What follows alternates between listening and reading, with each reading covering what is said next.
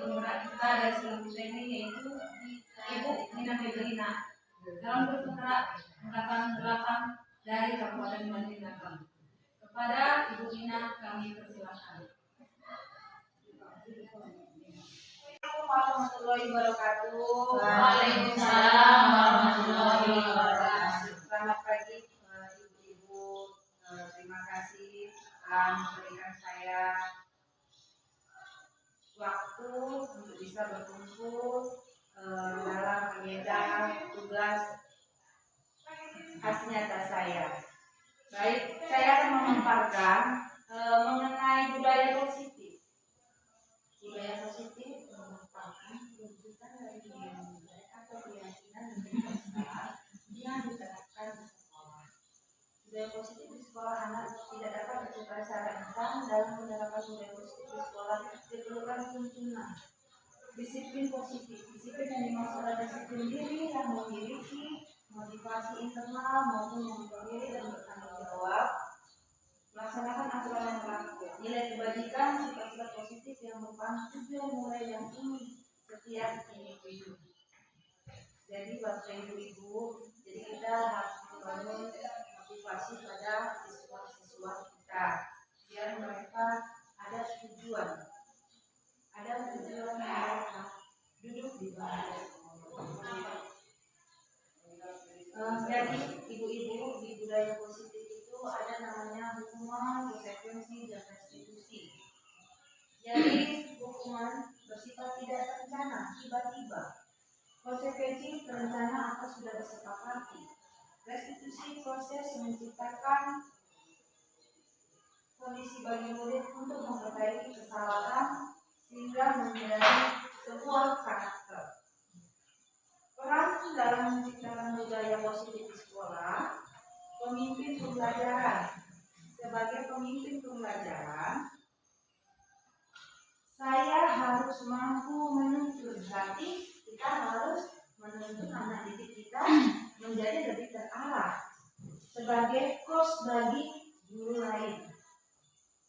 Sebagai coach bagi rekan sejawat, saya akan berbagi wawasan materi tentang budaya positif yang pada hari ini, mendorong kolaborasi, mewujudkan kepemimpinan murid, menggerakkan komunitas praktisi, dan akan saya buat agenda selanjutnya. Kita akan membuat semacam grup ya, tentang bisa kita di situ memberikan umpan balik diskusi dalam kegiatan tentang mencerdaskan anak bangsa. Lanjut, jadi keyakinan kelas. Ini ada poster keyakinan kelas.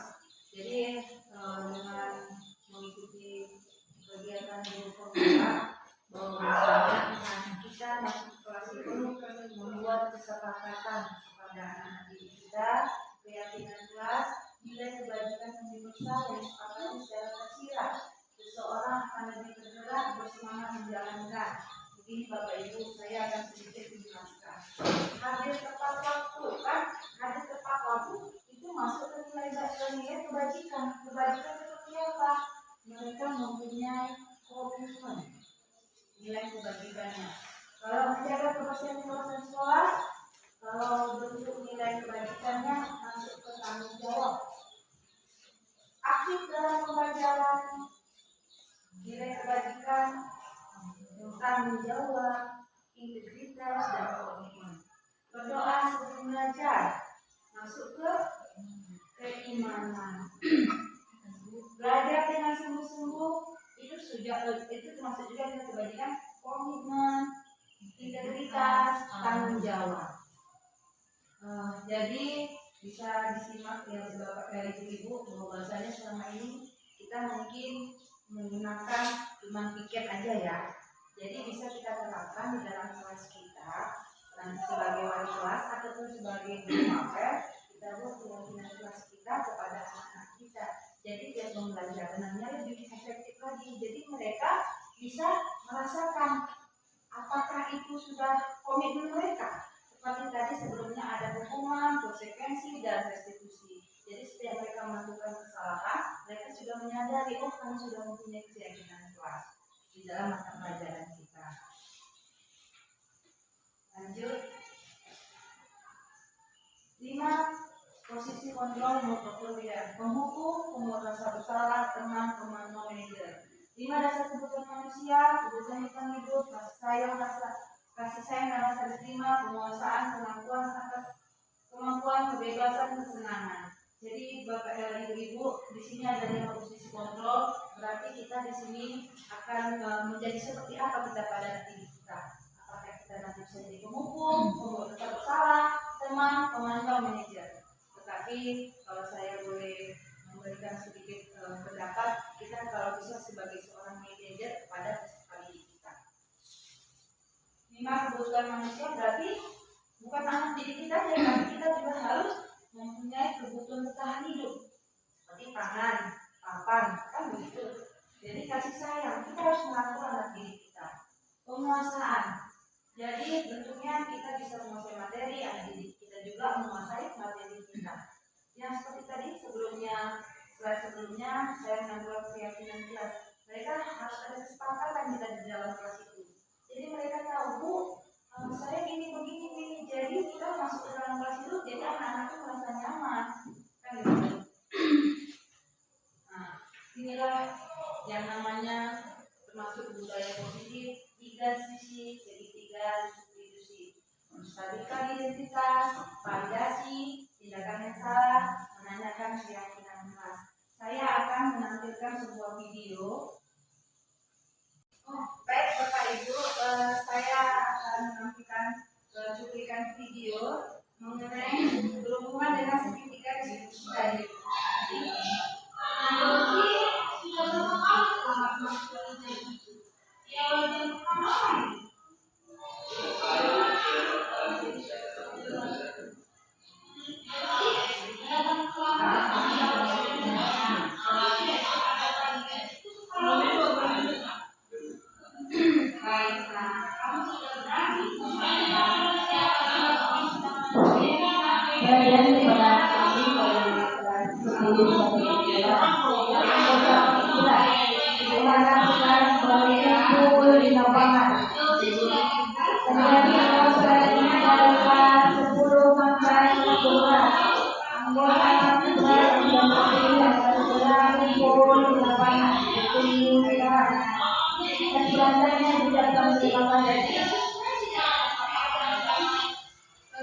Kurang lebih beginilah untuk kita menerapkan segitiga diskusi kepada anak didik kita. Ada bentuk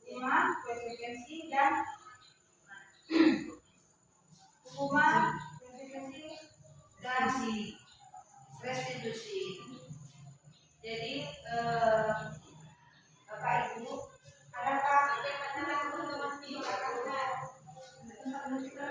saya tampilkan tadi mengenai menstabilkan identitas, validasi salah, menanyakan keyakinan kelas,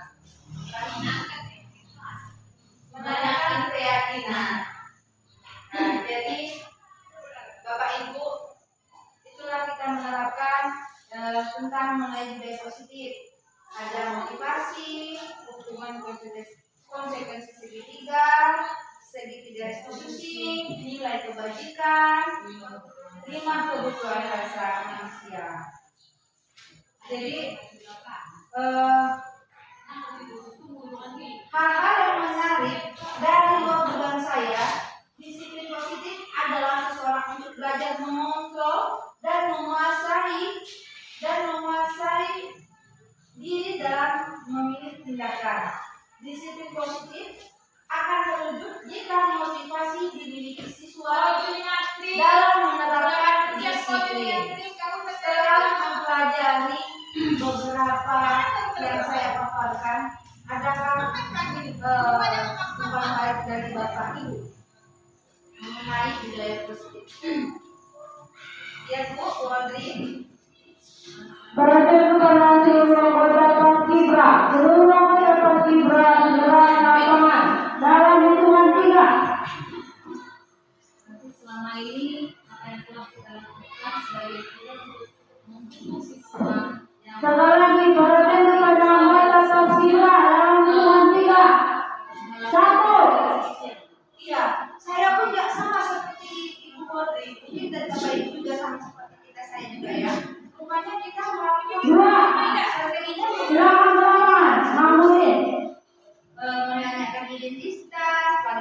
kasih. Silakan ke lapangan. Yang tadi pada saat yang keyakinan tadi kan kita sudah membuat keyakinan pada peserta didik kita, jadi mereka bisa tahu. Oh, nanti udah berkesepakatan seperti ini, jadi mereka bisa tahu. Yang selama ini kita hanya menghukum dan sebagainya, rupanya tidak akan Silakan duduk supaya ini duduk. Silakan duduk benar kami sebaiknya anggota Paskibra. untuk melakukan tindakan kepada anak didik kita. Jadi dengan saya mengaplikasikan dan mendemonstrasikan budaya positif ini, jadi kita bisa bersama Dan yang lain tidak perlu kita luar bisa dalam menerapkan budaya positif. kepentingan di luar Bapak dalam Ibu yang ingin memberikan ya istilahnya masukan bagi saya.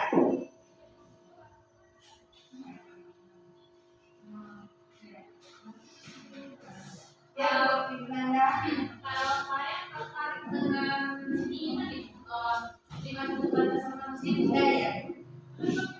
Dengan hubungan sama manusia. Memang itu kembali dari itu. Itu apa itu? sesudah saya dengarkan tadi, Kalau tersebut lagi yang anggota Paskibra silakan di lapangan. gimana sampai hubungan manusia. Cuma selama ini tidak ada yang difokuskan karena untuk materi yang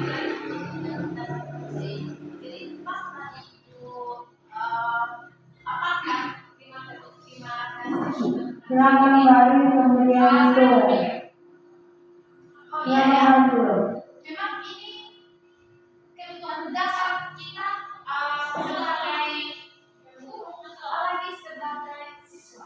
Siswa itu juga butuh kebebasan. Selama ini kita kan kurang memberi kebebasan kepada siswa. Nah, apalagi kebebasan tentang metode pembelajaran. Biasanya kita kan sebagai guru, kita yang menentukan metode apa yang kita berikan pada siswa ini. Nah, jadi dari tadi kebutuhan dasar ini kebebasan. Oh, berarti siswa ini juga harus diberikan kebebasan memilih metode mana yang cocok untuk siswa.